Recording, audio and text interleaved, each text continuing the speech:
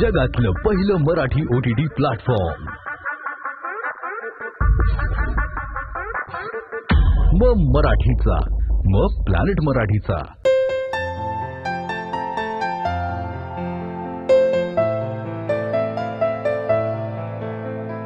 Agilus Diagnostics. मग आणा आणि खा. चितळे बाकरवडी टी टी टी टी टी.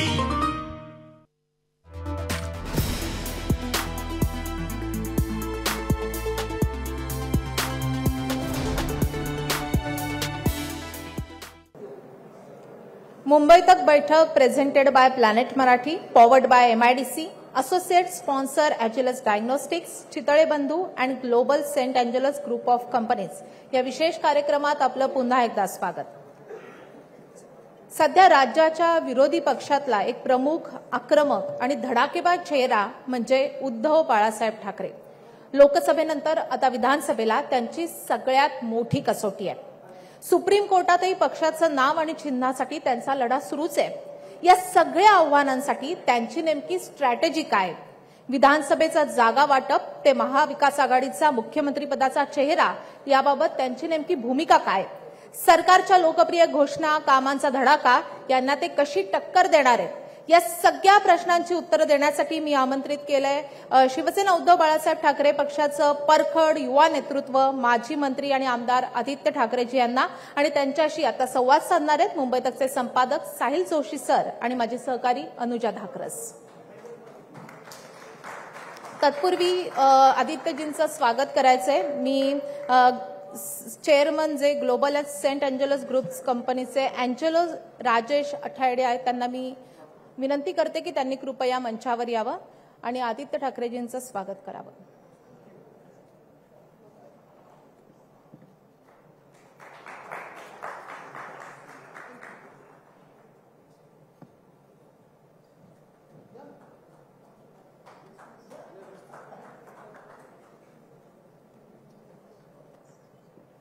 आपण आता गप्पांना सुरुवात करूयात.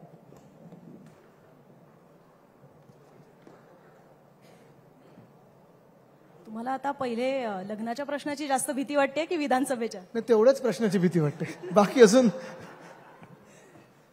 अच्छा, आपण आता थप्पड से डर नहीं लगता.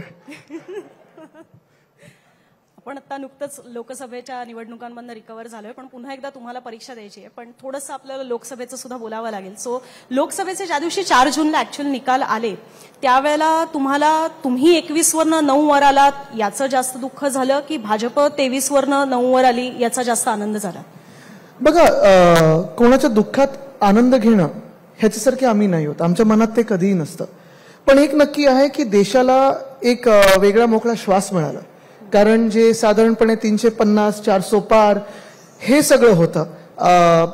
ज्या लोकांना वाटत होतं की ते संविधान बदलू शकतात, आणि अर्थात ती लढाई काही संपलेली नाहीये. म्हणजे संविधान बदलायचं जर कोणी सांगत असेल फेक नॅरेटिव्ह आहे, ती सुरुवात महाराष्ट्रापासून झालेली आहे. जे घटनाबाह्य सरकार, जे अवकाळी सरकार आपल्या डोक्यावर बसवलेलं आहे त्या संविधानाला बाजूलाच ठेवून बसवलेलं आहे. पण हे सगळं होत असताना कमीत कमी देशाने हे दाखवलं की जेव्हा तुमच्या विरुद्ध भाजपा उभा असतो, कदाचित जगातला सर्वात मोठा पक्ष ते स्वतःला मानतात, सगळ्यात जास्ती bonds, erectile bond, James bond सगळं काही त्यांच्याकडे होतं, EDIT, CBI, निवडणूक आयोग, हे सगळं त्यांच्या बाजूला असताना देखील देशाने दाखवलं की देशात एक बॅलन्स आलेला आहे. 303 वरनं 240 म्हणजे कोणाच्या डोक्यात बस्ती जाऊ देत नाही हा देश, आणि सगळ्यांना जमिनीवर ठेवणारा देश आहे हे दाखवून दिलेलं आहे. कदाचित काही काही ठिकाणी जी गडबड झाली आहे, काही काही ठिकाणी आम्ही जे कोर्टात गेलोय, परवा पण ADR पण मला वाटतं कोर्टात गेलेला आहे, ह्या गडबडी नसतं झालं तर इंडिया आघाडीचं सरकार जे आता 6 महिन्यानंतर बसणार आहे ते आत्ताच बसलं असतं. आणि अजून एक मोठा फरक पडला तो म्हणजे भाजपमध्ये अनेक नेते जे दबून होते, जे नाराज होते, त्यांनी आनंदाने फोन केला आणि अभिनंदन केलेलं. नावं सांगू शकाल काय? कशाला? महाराष्ट्रातले की वरचे सुद्धा? देशभरातले. पण याचा अनालिसिस कसं करता येईल ज्या निवडणुकीचे जे निकाल लागलेले त्या गोष्टींचा? कारण याच्यामध्ये कसं आहे की भाजपला त्यांनी सत्ता तर दिलेली आहे, ही गोष्ट मान्य केलीच पाहिजे. 240 जागा भाजपला मिळालेल्या, त्यांच्या सीट्स कमी झाल्या, ही गोष्ट बरोबर आहे. पण तरी सुद्धा विरोधी पक्षांवरती एवढा विश्वास नाही टाकलेला आहे की त्यांना पूर्ण सत्तेची चावी त्यांच्या हातात दिलेली आहे. मग याकडे कसं बघता येईल? महाराष्ट्राने वेगळ्या पद्धतीने मतदान केलं असं वाटतं का? देशामध्ये म्हणजे महाराष्ट्रातली परिस्थिती वेगळी होती म्हणून ते तसं झालं? ह्याच्यात महत्वाचं म्हणजे जो पक्ष स्वतःला 400 पार सांगतो आणि 272 घेऊ नाही शकत किंवा देश त्यांना तेवढा आशीर्वाद देत नाही, त्यांचा विजय नाही आहे, हा हारच आहे. जे नेते खरोखर ते खरं तर त्यांनी राजीनामा द्यायला पाहिजे होतं. भाजपमध्ये ही चर्चा सुरू आहे माझ्या कानावर आहे, मला माहित नाही, त्यांच्या अंतर्गत राजकारणात मला जायचं नाहीये. पण मूळ मुद्दा हा आहे की आज आपण पाहतोय देशामध्ये जे विरोधी पक्ष आज आपण पाहतोय समोर आहे, नीटची परीक्षा कॅन्सल होणं, पोस्टपोन होणं, अनेक गोष्टी पार्लमेंटमध्ये ज्या विरोधी पक्षाला आवाज मिळाला, गेले 10 वर्ष ना विरोधी पक्षामध्ये आवाज होता ना भाजपमध्ये आवाज होता. आणि हेच मी सांगतोय, कुठे ना कुठेतरी हा बॅलन्स येणं गरजेचं आहे. देशातला प्रत्येक राज्याचा आवाज तिथे ऐकणं गरजेचं आहे. प्रत्येक राजकीय प्रवाहाचा, राजकीय पक्षाचा आवाज तिथे ऐकणं गरजेचं असतं. कारण हा देश नुसतं काही दिल्लीतून चालणारा देश नाहीये, वेगळ्या वेगळ्या राज्यातून तिथे निवडून देतो.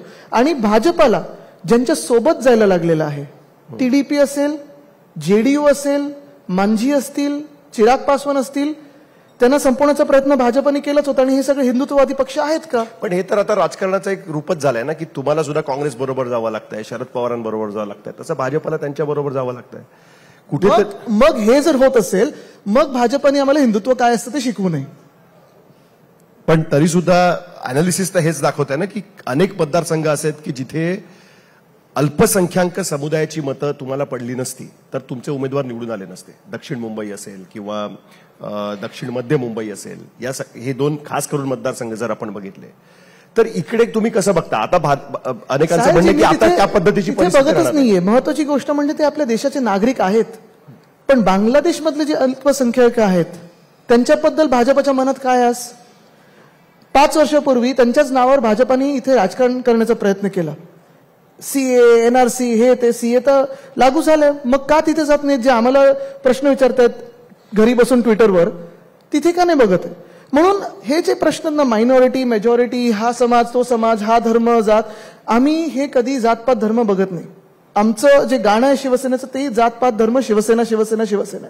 आणि म्हणून देशाच्या नागरिकांनी जे काय आहे ते मतदान केलेलं आहे आणि समोर आहे आपल्या. अयोध्येत काय झालं? पण आपण मताधिक्यासंदर्भात सुद्धा बोलायला हवं, कारण की तुमचा खरं तर माझ्या मते लोकसभा निवडणुकांनंतर पहिल्यांदाच असा सविस्तर इंटरव्ह्यू होत असेल, तर तुमच्याच मतदारसंघामध्ये इतर वेळी त्यांनी घेतलेलं आहे असंच बसून. पण तुमच्याच मतदारसंघामध्ये वरळीमध्ये खूप कमी मार्जिन मिळालेलं आहे तुमच्या त्यावेळेसच्या उमेदवाराला आणि आत्ताचे खासदार अरविंद सावंत यांना. त्याचं काही तुम्ही अनालिसिस केलं की तुम्ही तिथले आमदार काम करतो, अनालिसिस करत नाही. फायनली मतदान कसं करायचं, किती करायचं? मुंबई 20 मेला जास्तीत जास्त आपला जो मराठी टक्का होता तो कुठे होता? गावी होता, कुठे होता? मला वाटतं हे सगळं, कारण 20 मे साधारण आपल्या सगळ्यांचे सुट्ट्यांचे दिवस असतात. पण मला वाटतं त्या अनालिसिसमध्ये न जाता आता पुढचा जो टप्पा आहे ह्याच्याकडे बघणं गरजेचं आहे. तुम्ही 1 मताने जिंका, 1000 मतांनी जिंका, लाखभर मतांनी जिंका, तसं पाहिलं गेलं तर मताधिक्य वरळीचं असेल, तुम्ही कुठच्याही दुसऱ्या मतदारसंघाचं घ्या, हे तर आहेच. पण त्याच्याही जास्ती मला वाटतं अनालिसिस झालं पाहिजे वाराणसीच्या मताधिक्याचं. स्वतः प्रधानमंत्री महोदय ज्यांनी 10 वर्ष बहुमताचं सरकार चालवलं, दिल्लीत जेवढं केंद्रीकरण त्यांच्या सत्तेत झालं तसं कधीही आपल्या देशात झालं नव्हतं. पीएमओ जेवढं स्ट्रॉंग होतं, पीएमओ मिरर त्यांनी तिथे वाराणसीत केला होता, ते 3दा मागे होते निवडणुकीत. तर मला वाटतं हा एक महत्वाचा प्रश्न आहे की ठीक आहे, आमच्या सगळ्या मतदारसंघांचं आपण अनालिसिस करूच, पण जे भाजपाचे चेहरे होते, जे 400 पारकडे बघत होते, ज्यांनी 10 वर्ष देशाला कुठच्या कुठे म्हणजे विश्वगुरू केलं, त्यांच्या मतदारसंघात ते 3 वेळा मागे का होते? हा देखील एक प्रश्न आहेच. नाराजी तिथे काय? हा देखील एक प्रश्न आहेच. अयोध्येत का हरले? हा देखील एक प्रश्न आहेच. आणि मग मला वाटतं की आता अनालिसिस करत असताना एक देशातला अनालिसिस झालं पाहिजे की खरोखर जे एडीआरनी विषय मांडलेला आहे, जी गफलत झाली असेल, ईव्हीएम बद्दल असेल, मतमोजणीमध्ये असेल, जसं आता आम्ही उत्तर पश्चिम मतदारसंघाबद्दल कोर्टमध्ये गेलेलो आहे, हे सगळं कोर्टात तर उघड होईलच. पण आपण हा देखील आता विचार केला पाहिजे की इथून पुढे जात असताना, कारण मी साधारणपणे नेहमी पुढचं बघतो, मागचा अभ्यास तर आपण करत असतोच आणि करायला पाहिजे, पण पुढे जात असताना गेल्या 2 वर्षामध्ये आपल्या राज्याचं अनालिसिस काय हे बघायला पाहिजे. आणि पुढच्या 2 महिन्यात किती आता आपल्याकडे काय काय योजना येणार आहेत सरकार बदलायच्या आधी, ह्याचा एक विचार आपण केला पाहिजे. ह्यानं आपण ह्या गडबडीत जायचं की आता नवीन महाराष्ट्र जो घडवायचा आहे त्याच्यावर मला वाटतं विचार करणं गरजेचं आहे. पण पुढचाच विचार करायचा आहे म्हणून की तुम्ही पण आता विधानसभा निवडणूक लढवालच आणि तुम्ही मधल्या काळामध्ये खरं तर अनेक आव्हानं दिलेली होती ठाणे कल्याणमध्ये जाऊन सुद्धा. सो आता अजूनही आहेत ती आव्हानं मी दिलेली आहेत, मागे वळणार प्रश्न आहे की आता सुद्धा वरळी आणि आणखीन एक मतदारसंघ तुम्ही निवडाल का? म्हणजे 2 मतदारसंघांमधनं तुम्ही निवडणूक लढवाल? आता तरी जसं पक्ष सांगेल तसं आहे, पण त्याच्या अगोदर आपल्याला आठवत तुमची असेल इच्छा असेल माझी इच्छा कुठूनही लढायची, मला पक्ष मतदारसंघ? सांगेल तिथून लढायची तयारी आहे. पण तुम्हाला सांगतो म्हणजे वरळी सोडणार की नाही अजून नाही, वरळी तर सोडू शकतच नाही, कारण तिथे अजून काम बाकी आहे, काम करत आहोत आम्ही. कारण सरकारमध्ये जे आम्ही काम करत होतो, जे एका वेगळ्या वेगाने काम करत होतो, पोलीस हाऊसिंगचा विषय आहे. बीडीडी आता आमचा पहिला फेज डिसेंबरपर्यंत, जे आम्ही 1 ऑगस्ट 2021 सुरू केलेलं, पहिला टप्पा डिसेंबरमध्ये चावी वाटप होईल. अनेक गोष्टी ज्या आम्ही सुरू केल्या होत्या, जास्तीत जास्त आपण पाहताय विकासाची कामं वरळीत आम्ही सुरू केली होती, ती आता पूर्णत्वाला आलेली आहेत. पण हे करत असताना आपल्याला आठवत असेल मागच्या वेळी मी इथेच बसून एक चॅलेंज दिलं होतं आणि त्यानंतर आले पण नव्हते, आधी पण नाही आले, मी बोलल्यानंतर पण आले नव्हते, अख्खा दिवस ते दिल्लीला पळून गेले होते. नाही, आज आले होते, पण आले होते, ठीक आहे, चांगलं. नाही, मुद्दा असा पण आहे, आज मग तुम्ही थांबायला पाहिजे होतं, चर्चा झाली असती. नाही, पण मुद्दा असा आहे की तुम्ही ठाण्याला जाऊन इलेक्शन लढायला तयार आहात का? आता पक्ष जसं सांगेल तसं.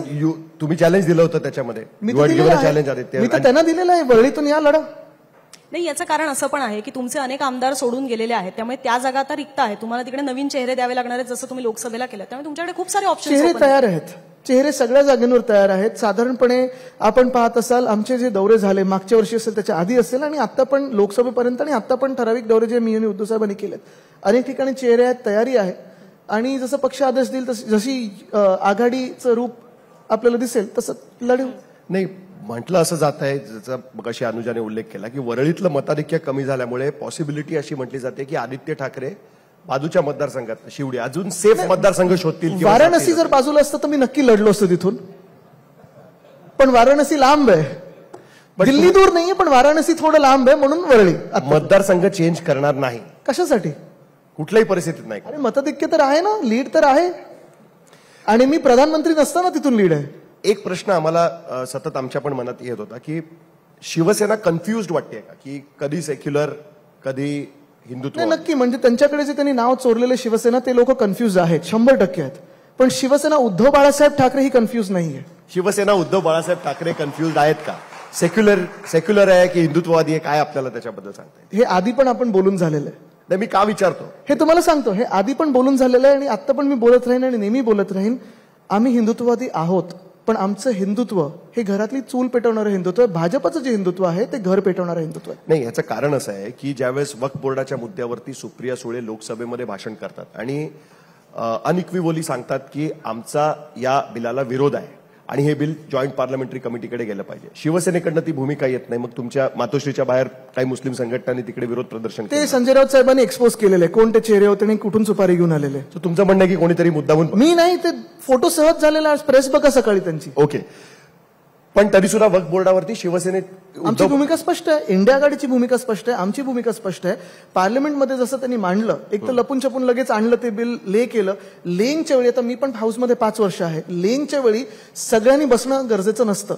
आम्ही तर त्यावेळी दिल्लीत होतो, तुम्ही पण फोनवर संपर्कात होतात, अनेक लोकांशी भेटत होतो, सगळे खासदार आमच्याबरोबर होतेच. पण महत्वाची गोष्ट हीच आहे की आमचं देखील स्पष्ट म्हणणं आहे की हे जेपीसीकडे जाऊ दे, ह्याच्यावर चर्चा झाली पाहिजे, देशभरात चर्चा झाली पाहिजे.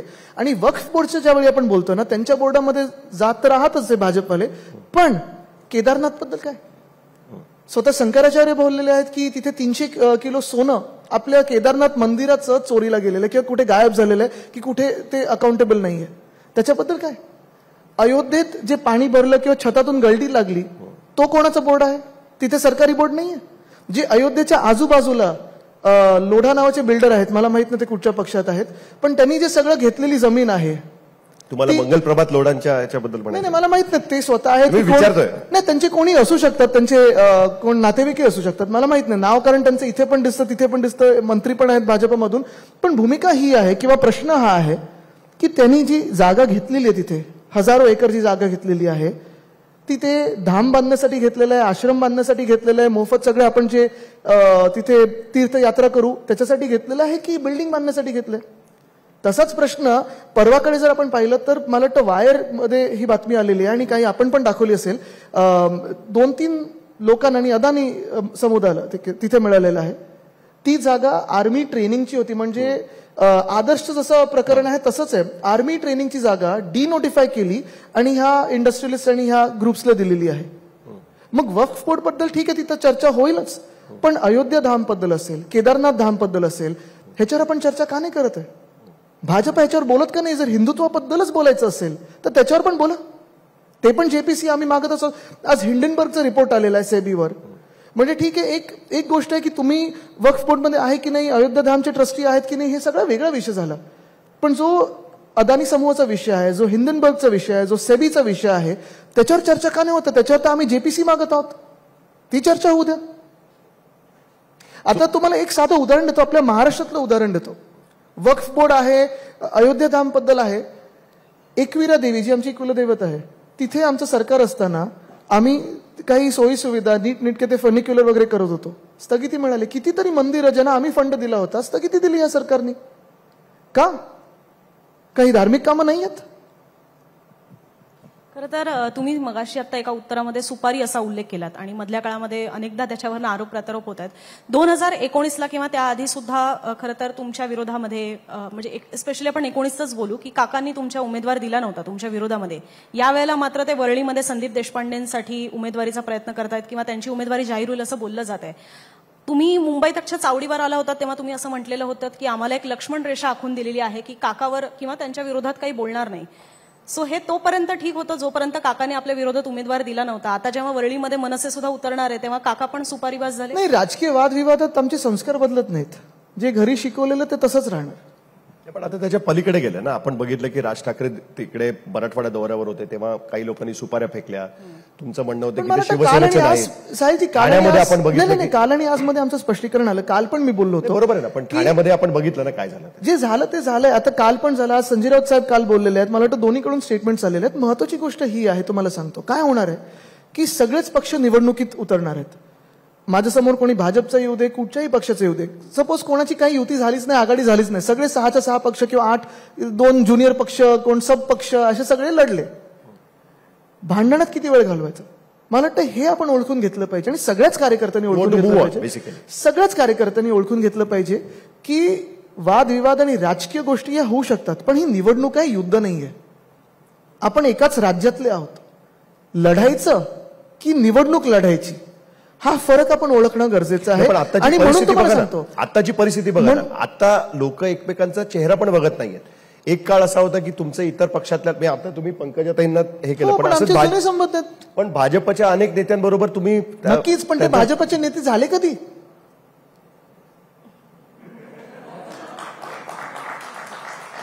म्हणजे तुम्हाला सांगतो 2014 ते 19 एक वेगळा भाजपचा काळ. 14च्या आधीचा अर्थात आमची मैत्री होतीच, घट्ट मैत्री होती. 14 नंतर पण आम्ही जुळून घेण्याचा प्रयत्न केला. 14 मध्ये भाजपाने युती तोडली होती, आम्ही नाही. पण तेव्हा देखील आपल्याला आठवत असेल, जे आणि आता पण ज्या मैत्र्या आमच्या आहेत, ज्या पारिवारिक मैत्र्या आहेत, त्या तशाच आहेत. कारण ती भाजप ही वेगळी होती, ती वाजपेयी साहेबांची भाजप होती. इथे प्रमोद काका आणि मुंडे काका होते. आजची जी भाजप आहे, जे पहिले 5 चेहरे तुमच्या समोर येतात भाजपच्या टीव्हीवर 2019 नंतरचे, ते कधी इम्पोर्टेड आहेत विचारा त्यांना. आणि ते मनापासून भाजपचे आहेत का? उद्या भाजपची सत्ता गेल्यानंतर ते त्यांच्या होम पार्टीत जाणार नाहीत का विचारा. नाही, पण पक्षामध्ये लोक येत जात असतात. तुम्ही बरोबर आहे ना. तुम्ही सुद्धा होता त्यावेळेस. म्हणून मी सांगतो, म्हणून तुम्ही बाहेर आलेलेच लोक होते. एक्झॅक्टली, म्हणून मी सांगतो, जे आमच्या पक्षात आलेत कधीही, म्हणजे गेल्या 20 वर्षातले असतील, गेल्या 10 वर्षातले असतील, गेल्या 10 मिनिटातले असतील, अनेक लोक आमच्या पक्षात आले. त्यांना तुम्ही विचारा, कधीही आम्ही त्यांना सांगितलं आहे का की तुमच्या ज्या पक्षातून तुम्ही आलात त्यांना उलट सुलट काहीतरी बोला, त्यांचं कॅरेक्टर असॅसिनेशन करा किंवा त्यांच्या नेत्यांवर काहीतरी वाईट आणि वेडवाकडं बोला? कधीही सांगणार नाही. आणि जर उलट काही बोलले तर आम्ही त्यांना रोखतो. कारण हे एक पद्धत असणं गरजेचं आहे आपल्या राजकारणात. आज आपण महाराष्ट्र ठीक आहे, निवडणूक म्हणून आपण लढत आहोत आणि निवडणूक लढल्याच पाहिजेत. वेगळ्या वेगळ्या विचारधारा आहेत, आपले वेगळे वेगळे विचार असतात, ते लढलेच पाहिजेत. पण हे करत असताना आपण पाहत आहोत गेल्या 2 वर्षामध्ये जास्तीत जास्त उद्योग हे गुजरातला गेलेले आहेत. का? तर आपण महाराष्ट्रातले पक्ष एकमेकांना फोडतोडी लढत बसलेलो आहे, एकमेकांना संपायला मागे लागलेलो आहे. आणि हेच मी सांगतो सतत की ही निवडणूक जी येईल ती युद्ध म्हणून लढू नका. ही निवडणूक आहे, आपल्यावर लोक विश्वास ठेवून मतदान करणार आहेत आणि तो विश्वास त्याला आपण जागलो पाहिजे.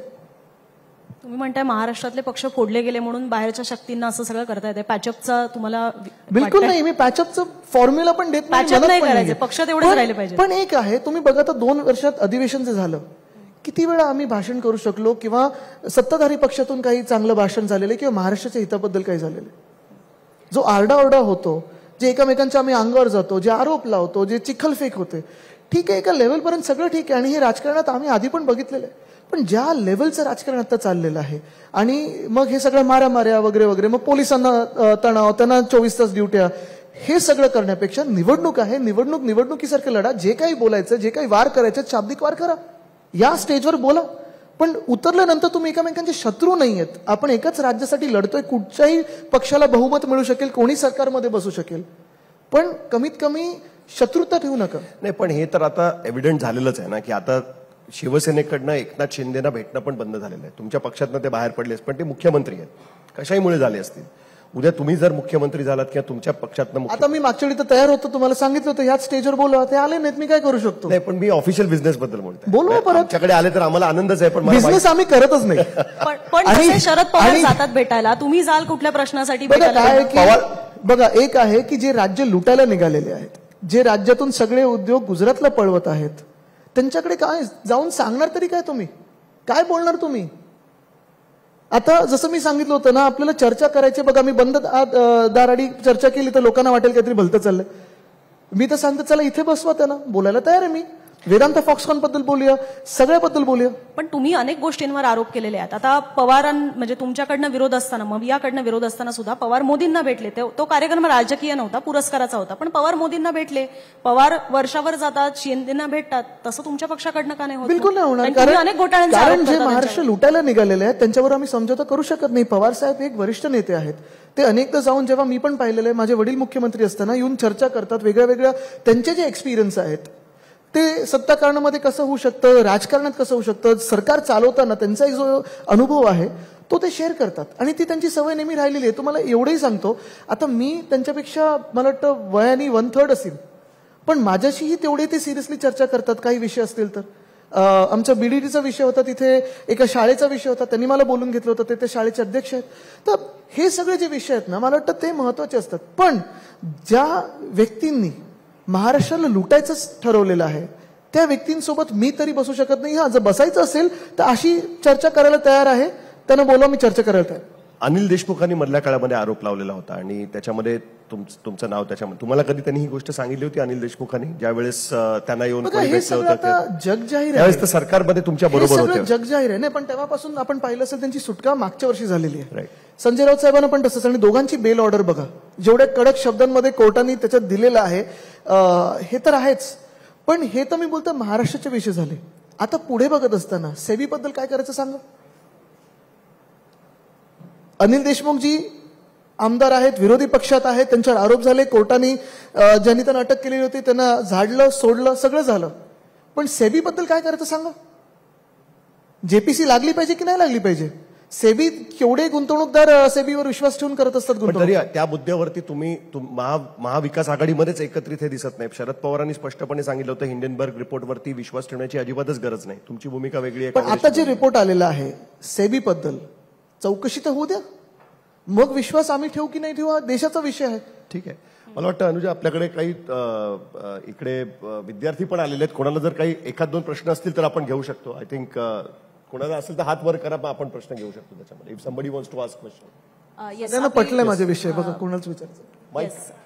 तो माईक आपण तिकडे जाईपर्यंत मी एक पुढचा प्रश्न घेते, कारण तुमचं विजन काय आहे हे सुद्धा समजून घेणं गरजेचं आहे. कारण तुम्ही आता निवडणुकांना सामोरं जाणार आहात. तर गेल्या वेळेला ज्या वेळेला तुम्ही सत्तेत आलात, त्यानंतर कोविडच्या आधी जेव्हा तुम्हाला एक ब्रिदिंग पिरियड मिळालेला होता, तेव्हा तुम्ही नाईट लाईफचा कॉन्सेप्ट आणलेला होता की मुंबईसारख्या ठिकाणी तर मुंबई 24 तास जागीच असते, आपण अनेक वर्षांपासून म्हणतोय, पण नाईट लाईफ ती आत्ता आली. त्याच्यानंतर तुम्ही पर्यावरणाचे मुद्दे अनेक मांडत असता. सो आता सुद्धा तुम्हाला पुन्हा एकदा आमदार होण्याची संधी मिळाली, तर महाराष्ट्रासाठी तुमच्या पक्षाचं विजन काय असणार आहे? तुमचं स्वतःचं वरळीसाठी काय विजन असणार आहे? आमदार की मंत्री? मॅनिफेस्टोसाठी तर थोडं थांबा, कारण मोठा मॅनिफेस्टो तर येईलच. पण महत्वाची गोष्ट म्हणजे आम्ही तुम्हाला काय वाटतं महाराष्ट्रात 2-3 बेसिक गोष्टी आहेत. मला वाटतं 2-3 बेसिक गोष्टी ज्या आहेत, ज्या आम्ही लोकसभेत पण बोलत होतो, जे आता पण बोलणं गरजेचं आहे. एक म्हणजे प्रामुख्याने महाराष्ट्राची लूट चालू आहे. मग ते कॉन्ट्रॅक्टर्सच्या हाती असेल, बिल्डर्सच्या हाती असेल, धारावीच्या माध्यमातून असेल, किंवा अनेक असे विषय जे असतील, ती थांबवणं पहिलं तर गरजेचं आहेच. आज आपण पहा, महाराष्ट्रात परिस्थिती अशी उद्भवलेली आहे की 17,000 पदांसाठी 17 लाख ऍप्लिकेंट्स येतात पोलीस भरतीसाठी. बरं, त्यांना ऍप्लिकेशन करून त्यांचे ट्रायल कधी होतात? पावसात 2-3 जिल्ह्यांमध्ये त्याच्यावरही आंदोलन झालं. झोपायला कुठे मिळते? तर मरीन ड्रायव्हर आणि जोगेश्वरीच्या पुलाच्या खालती. आणि ह्या लोकांकडून तुम्ही 24 तासाच्या ड्युट्या करून घेणार आहात. तसंच जर पाहायला गेलं तर महाराष्ट्रात जे उद्योग येणारे होते, वेदांता फॉक्सकॉन असेल, एअरबस टाटा असेल, बल्क ड्रग पार्क असेल, मेडिकल डिव्हाइस पार्क असेल, हे अनेक उद्योग आपल्याला त्यावेळी काय सांगितलं होतं घटनाबाह्य मुख्यमंत्र्यांनी की माझं बोलणं झालंय वरती आणि ह्याच्यापेक्षा मोठा उद्योग येणार आहे. खोके आले की नाही मला माहित नाही, पण उद्योग तर बिलकुल आला नाहीये. डॅव्हॉसला 2 ट्रिप झाल्या, 40 कोटी त्यांनी 24 तासात उडवलेले. 40 कोटी. मकावला 1 ट्रिप झाली ती वेगळी. पण मुख्यमंत्र्यांनी आज दावा केलाय की जे एमओयू केले त्यातले 70% एमओयू हे प्रत्यक्षात येतील. त्यांच्या 40 आमदारांबरोबर त्यांनी केलेले एमओयू गद्दारांबरोबर. बघा, तेच मी तुम्हाला सांगतोय. चला आमची श्वेतपत्रिका काढा की आम्ही ज्यावेळी 6.5 लाख कोटीची गुंतवणूक या महाराष्ट्रात आणली 2.5 वर्षामध्ये, त्याचं श्वेतपत्रिका काढा आणि ह्या 2 वर्षात तुम्ही महाराष्ट्रात काय नक्की आणलंय ते दाखवा. येस, नाव सांगा आणि प्रश्न. नमस्कार, मी Yashodhan Deodhar. First of all congratulations. आणि माझा प्रश्न थोडासा एका देशाच्या लेव्हलवरती आहे. नुकतंच सुप्रीम कोर्टाचा निकाल आला आहे की क्रीमी लेअर आणलं पाहिजे रिझर्वेशनमध्ये, and that's a very key topic for Maharashtra elections as well. Do you expect any political instability if the central government plans to bring this, especially keeping in mind की तुमच्याच अलायन्सच्या एका प्रमुख नेत्याचं हे वक्तव्य आहे की जसं बांगलादेशमध्ये झालं तसं इथे होऊ शकतं.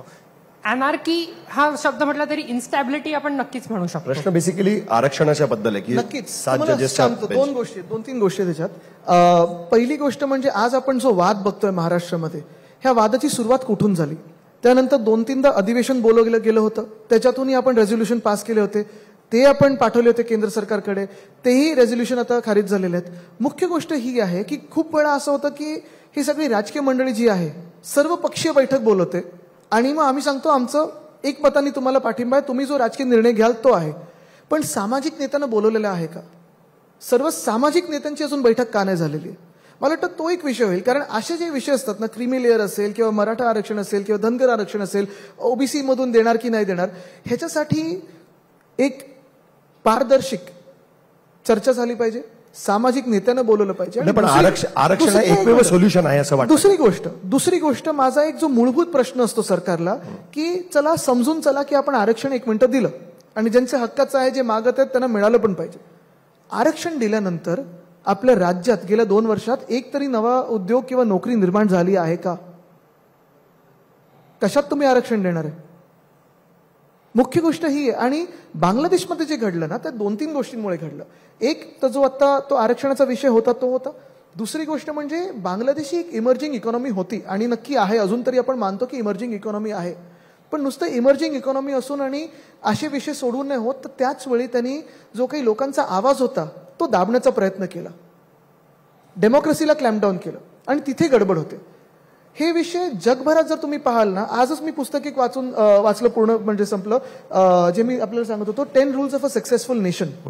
एका यशस्वी देशाचे 10 मेन रूल्स काय असायला पाहिजे, बेसलाईन काय असायला पाहिजे, रुचिर शर्माचं पुस्तक आहे. आणि त्याच्यात ह्या काही गोष्टी त्यांनी दिलेल्या आहेत महत्वाच्या, म्हणजे डेमोक्रेसी असायला पाहिजे, सगळ्यांचा आवाज ऐकायला पाहिजे, इन्फ्लेशन किती असायला पाहिजे, डेट किती असायला पाहिजे, हाईप असताना किती आपण वाढू शकतो. मला वाटतं हा जो विषय इन्स्टेबिलिटीचा, तुम्ही बघा, तुम्हाला उदाहरण देतो.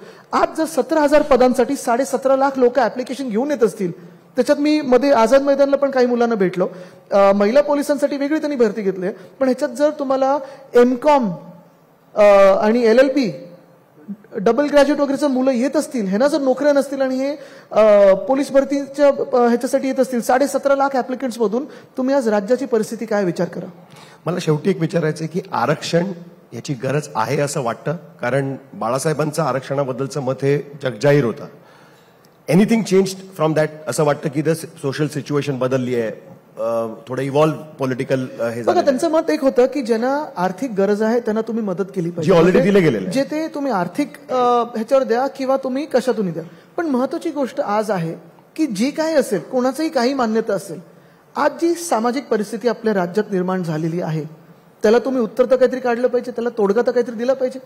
आणि मग एक तर त्याच्यातून मार्ग पहिलं ऐकून, दुसरं आहे म्हणजे खरोखर काय त्याचं सोल्युशन आहे. जसं मध्ये उद्धव साहेबांनी पण सांगितलं होतं, लोकसभेत आणा, आम्ही पास करतो एका मताने, पण सोल्युशन काय? लोकांना फसवत राहणं, भांडवत राहणं, लढवत राहणं. कारण आता हे निवडणुकीच्या जवळ आले की सगळे प्रकार होणार. भाजपाचं हे कार्ड आहेच ना, पहिलं हिंदू मुस्लिम, मग हिंदूंमध्ये जातींमध्ये वाद आणि सगळं काही चाललं ना तर इंडिया पाकिस्तान चायनावर बोलायला तयार नसतात. पवार साहेबांनी तुम्ही चायनावर बोलायला तयार नसतात. नाही, पण त्यांचा आरोप आहे की पवार साहेबांनी तुम्ही मला तुम्ही सांगा, महाविकास आघाडीच्या काळात 2.5 वर्षामध्ये एक तरी धार्मिक किंवा सामाजिक वाद झाला होता का? आणि देशात एक तरी असं सामाजिक वाद किंवा धार्मिक वाद दाखवा ज्याच्यात भाजपचा हात नाहीये. मला एक शेवटचा प्रश्न घ्यायचा आहे, तो म्हणजे की सुप्रीम कोर्टाचा. कारण की मध्ये तुमचा पुण्यातला जो शिवसंकल्प मेळावा झाला त्यात स्वतः उद्धव ठाकरेच म्हणालेले आहेत की आता पुढच्या सुनावणीत जर काही झालं नाही, काय झालं तुम्हाला एवढं झालं नाही, पुढच्या सुनावणीत जर काही झालं नाही तर आम्ही नाच सोडून देतो. तुम्ही आता पूर्णपणे सोडून दिलेलं आहे, सुप्रीम कोर्टात आता काही होणार नाही असंच वाटतं? कोर्टाचा नाद करायचा नाही. साहेबजी द्या उत्तर. माझी केस नाहीये कोर्टामध्ये, तुमची केस आहे. बघा, केस सगळ्यांची आहे. कारण विषय हा, परत मी तुम्हाला सांगतो, विषय बेसिक आहे. विषय हा आहे की ज्या पद्धतीने इथे सरकार पाडलं गेलं, ज्या पद्धतीने पक्ष फोडला गेला, 2 पक्ष फोडले, एक परिवार फोडलं, आणि सगळं झाल्यानंतर जी प्रथा आतापर्यंत राहिलेली आहे किंवा जी मान्यता आहे आपल्या संविधानामध्ये की कोणालाही जर पक्ष बदलायचं असेल तर आमदार किंवा खासदारकीचा राजीनामा द्या, पक्ष बदला, निवडणूक लढा आणि तुम्ही जे काही बनाल आनंदात राहा. इथे ते न करता पक्ष चोरला, पक्षाचं नाव चोरलं, पक्षाचं चिन्ह चोरलं आणि 40 चोरांना तुम्ही मुख्यमंत्री आणि आमदार त्यांच्याकडे गेले, सगळं जे काही असेल. पण लोकशाहीत जे तुम्ही पक्ष बनवलेला आहे, पक्ष प्रमुखाला काही मान्यता आहे की नाही? मग आतापर्यंत जे आम्हाला पत्र यायची निवडणूक आयोगाकडून असेल, सगळीकडून असेल, ते पक्षप्रमुख म्हणून यायची. तर 40 चोरांना तुम्ही जी वैधता दिलेली आहे ना, जी लेजिटिमेसी दिलेली आहे, ते संविधान मानतं की नाही, सुप्रीम कोर्ट मानतं की नाही, मला वाटतं त्याच्यावर आहे. दुसरी गोष्ट म्हणजे आता 2 वर्ष आपण चालूच आहे. म्हणजे आता पुढची तारीख पूर्ण मान सन्मानाने मी सांगतो, पूर्ण कोर्टाचा मान राखून सांगतोय की कधी ना कधीतरी याचा निकाल लागणं गरजेचं आहे. कारण आता निवडणुका 2 महिन्यावर आलेल्या आहेत आणि हे सगळं झाल्यानंतर मला वाटतं निकाल जर आला, निवडणुकीच्या आधी आला, निवडणुकीच्या नंतर आला, गेल्या 2 वर्षात जी राजकीय परिस्थिती बिघडलेली आहे, जी राजकीय परिस्थिती वाईट होत चाललेली आहे, जी लूट महाराष्ट्रात झालेली आहे, मग त्याच्यासाठी जबाबदार कुठचा पक्ष राहील? आणि हे जे आमच्यासोबत घडलेलं आहे, हे बघा, मी नुसतं शिवसेना म्हणून विचार करतच नाहीये. मी अजून कोर्टावर विश्वास आहे का? असायलाच पाहिजे ना आपल्या देशात, हे म्हणणं गरजेचं आहे. विश्वास असेल, पण आता तुम्ही त्याचा फॉलोअप फार घेणार नाही. तुम्ही आता विधानसभेत कधी ना कधीतरी निकाल लागेला, विश्वास आहे. पण खरंय, पण तुम्हाला एक सांगतो की हे कोणाबरोबरही घडू शकतं. जेव्हा इंडिया आघाडीचं सरकार येईल, आम्ही अशा राजकीय मनाचे नाही होत, पण उद्या भाजपबरोबर पण घडू शकतं की कमळ कोणतरी भलताच घेऊन गेलं. चिखलमध्ये कुठेही जाऊ शकतं ना कमळ. तर मूळ प्रश्न हाच आहे की ही राजकारणाची पद्धत, चला कोर्टात एक निकाल येईल तेव्हा येईल, निवडणुकीत येईल केव्हा येईल, आपल्याला सर्वांना हे राजकारण मान्य आहे का? मला वाटतं ती बेसलाईन आज आहे. याच मुद्द्यावरती महाराष्ट्राची जनता विधानसभेमध्ये काय मतदान करेल हे आपल्याला बघावं लागेल खरं तर. पण आदित्य ठाकरे, जेव्हा तुम्ही येतात त्यावेळेस एक गोष्ट सांगितली पाहिजे की सगळ्या प्रश्नांना उत्तर द्यायची तुमची तयारी असते. आणि माझी अपेक्षा आहे की यावेळेस ज्यावेळेस कॅम्पेन सुरू होईल त्यावेळेस आपल्याला अनेकदा भेटावं लागणार आणि वरळीवरनं खूप प्रश्न विचारले जाणार आहेत त्यावेळेस. आणि सरकार आल्यानंतर पण सगळ्या प्रश्नांची उत्तरं मी देत राहू. अपेक्षा आहे की सरकार आल्यानंतर, सपोज सरकार आलं, सरकार येण्याची तुम्हाला आहे असं तुम्ही म्हटलेलं नाही. ठीक आहे, बघा, सरकार अर्थात आमची मान्यता आहे की आमचं सरकार येईल, पण हे निवडणूक आहे, राजकारण होत राहील. पुन्हा एकदा मी मुख्यमंत्री शिवसेनेचा होईल. पुन्हा एकदा सांगतो मी, मुख्यमंत्री शिवसेनेचा. पुन्हा एकदा सांगतो मी, महत्वाची गोष्ट बघा, हे सगळं तुम्हाला सांगतो, जेव्हा आमच्याकडे मुख्यमंत्री पद आला, आमच्या मनात पण नव्हतं ते कधी येईल. आणि तुम्ही उद्धव साहेबांना कधी विचारा, ऑन कॅमेरा ऑफ कॅमेरा, रात्री झोपेतून उठवलं तरी सांगतील की माझ्या स्वप्नात कधी नव्हतं. पण तुम्हाला एक सांगतो की जी आता लूट चालू आहे, जे घटनाबाह्य मुख्यमंत्री 40 चोर आपल्या महाराष्ट्राला राज्यकर्ते म्हणून मिळालेत, ह्यांना पळवल्याशिवाय मी राहणार नाही. खूप धन्यवाद. आदित्य ठाकरे आपल्याशी बोलत होते, एकदा टाळ्यांच्या गजरामध्ये. Thank you so much.